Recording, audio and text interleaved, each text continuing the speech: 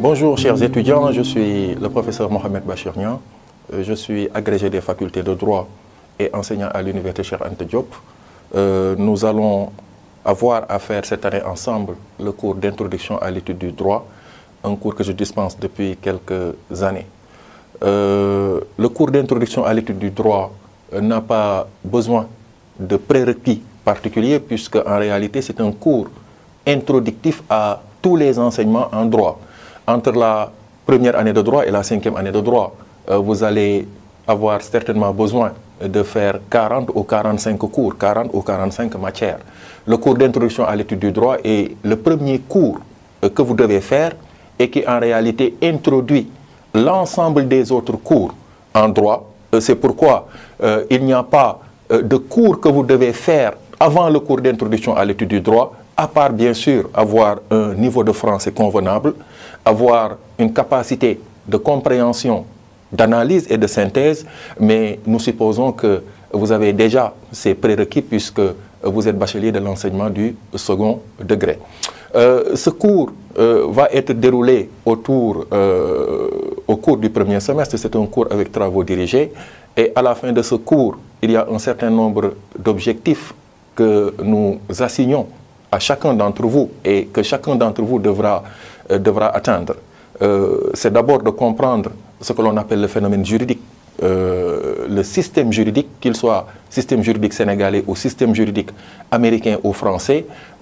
C'est de comprendre l'identification de la règle de droit qui constitue la base élémentaire de n'importe quel système juridique à travers la définition de la règle de droit, mais également à travers l'élaboration de la règle de droit, à travers les conflits de loi dans le temps, etc. L'autre objectif de ce cours, beaucoup plus tard, c'est d'avoir une certaine compréhension de ce que l'on appelle les droits subjectifs, puisque le droit, de manière générale, a deux significations. D'une part, c'est une science sociale, c'est un ensemble de normes, ce que l'on appelle le droit objectif. Lorsqu'on parle de droit objectif sénégalais, c'est l'ensemble des normes à caractère juridique applicables aujourd'hui au Sénégal. L'objectif premier du cours, c'est la compréhension de ce droit objectif sénégalais à travers l'élaboration des règles de droit, les conflits de loi dans le temps, etc. Mais lorsqu'on dit droit également, on pense à des libertés, des pouvoirs, des prérogatives qui nous sont reconnus par les dispositions du droit objectif. Et l'autre grand objectif général de ce cours, c'est qu'à la fin du semestre, vous ayez une idée précise de la catégorisation des droits subjectifs, selon qu'il s'agit de droits subjectifs patrimoniaux ou extra-patrimoniaux, selon qu'il s'agit de droits subjectifs réels ou de droits subjectifs personnels, mais également de comprendre, au-delà des classifications des droits subjectifs, le régime juridique de la preuve de ces droits subjectifs, mais également le régime juridique de la transmission, de l'extinction des droits subjectifs. C'est pourquoi ce cours sera déroulé à travers deux séquences. Une séquence qui concerne le droit objectif et une séquence qui concerne les droits subjectifs. Et à l'intérieur de chaque séquence, il y aura 3 ou 4 chapitres pour dérouler le contenu de cette séquence.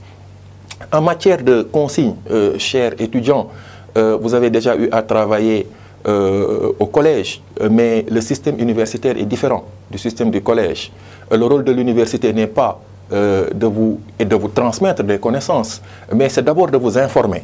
Ce qui veut dire qu'au-delà de ce que les enseignants disent, y compris moi-même, et au-delà des cours qui vous sont livrés, il y a un travail personnel que vous devez faire, surtout pour les enseignements, les cours qui sont avec travaux dirigés. Il y a un travail personnel de l'étudiant qui est attendu, au-delà du fait de visiter le cours, d'écouter les vidéos, de visualiser les vidéos.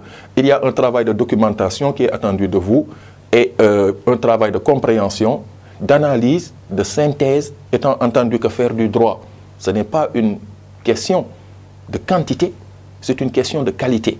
Ce qu'on attend de vous, c'est que vous puissiez comprendre les concepts, les notions, les catégories du droit, car le droit est une science avec un certain nombre de notions, de concepts qui sont adossés sur des catégories avec un certain nombre de définitions.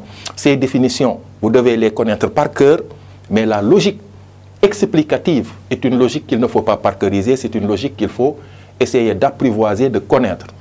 Je veux simplement dire par là qu'il faut éviter, chers étudiants, de parqueriser les cours.